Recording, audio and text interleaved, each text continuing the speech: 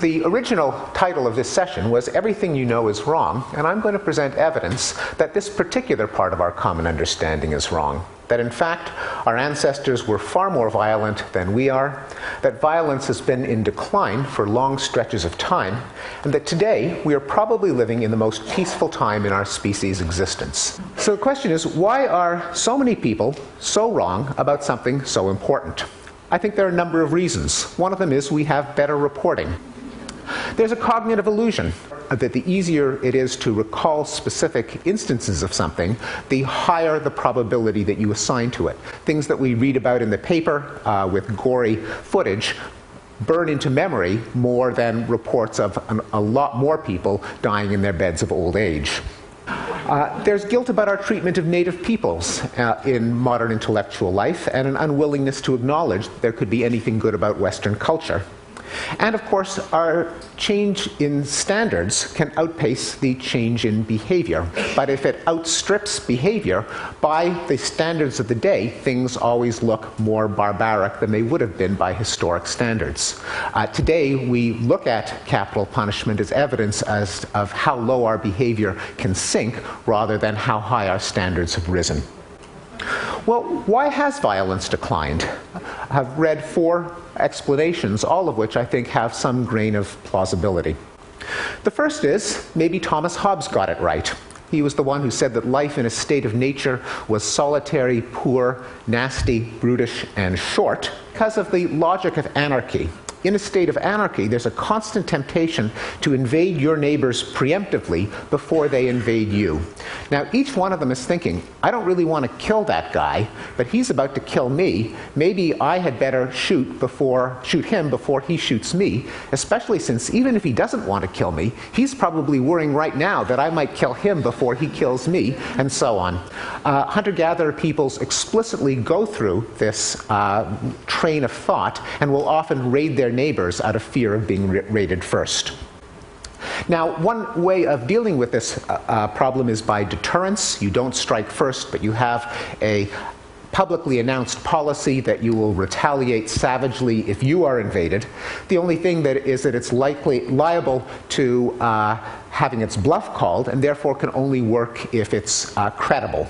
To make it credible, you must avenge all insults and settle all scores, which leads to the cycles of bloody vendetta. Life becomes an episode of The Sopranos. Hobbes' solution, the Leviathan, was that if authority for the legitimate use of violence was vested in a single democratic agency, a Leviathan, then such a state can reduce the temptation of attack because any kind of aggression will be punished, leaving its profitability as zero. The second explanation is that in many times and places there is a widespread sentiment that life is cheap. In earlier times, when suffering and early death were common in one's own life, one has fewer compunctions about inflicting them on others. And as technology and economic efficiency make life longer and more pleasant, one puts a higher value on life in general. This was an argument from the political scientist James Paine. A third explanation invokes the concept of a non-zero-sum game and was worked out in the book Non-Zero by the journalist Robert Wright. Wright points out that in certain circumstances, cooperation or nonviolence can benefit both parties in an interaction, such as gains in trade when two parties trade their surpluses and both come out ahead, or when two parties lay down their arms and split the so-called peace dividend that results in them not having to fight the whole time. Wright argues that technology has increased the number of positive-sum games that humans tend to be embroiled in by allowing the trade of goods, services, and ideas over longer distances and among larger groups of people. The result is that other people become more valuable alive than dead, and violence declines for selfish reasons. As Wright put it, among the many reasons that I think that we should not bomb the Japanese is that they built my minivan. The fourth explanation is captured in the title of a book called The Expanding Circle by the philosopher Peter Singer, who argues that evolution bequeathed humans with a sense of empathy. an ability to treat other people's interests as comparable to one's own. Unfortunately, by default, we apply it only to a very narrow circle of friends and family. People outside that circle are treated as subhuman and can be exploited with impunity. But over history, the circle has expanded. One can see in historical record it expanding from the village to the clan, to the tribe, to the nation, to other races, to both sexes, and in Singer's own argument, something that we should extend to other sentient species. The more you think about and interact with other people, the more you realize that it is untenable to privilege your interests over theirs, at least not if you want them to listen to you. You can't say that my interests are special compared to yours any more than you can say that the particular spot that I'm standing on is a unique part of the universe because I happen to be standing on it that very minute.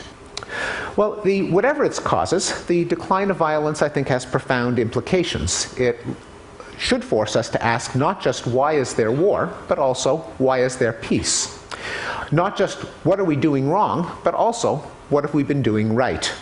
Because we have been doing something right, and it sure would be good to find out what it is.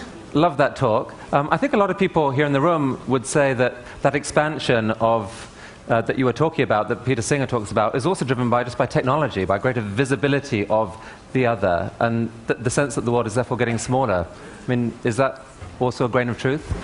Very much. I mean, it would fit both in rights theory, that it allows us to enjoy the benefits of cooperation over larger and larger circles, but also I think it helps us imagine what it's like to be someone else. I think when you read these horrific tortures that were common in the Middle Ages, you think, how could they possibly have done it? How could they have not have empathized with the person that they're disemboweling? But clearly, they, as far as they're concerned, this was just an alien being that does not have feelings akin to their own. Anything, I think, that makes it easier to imagine in trading places with someone else means that it increases your moral consideration to that other person.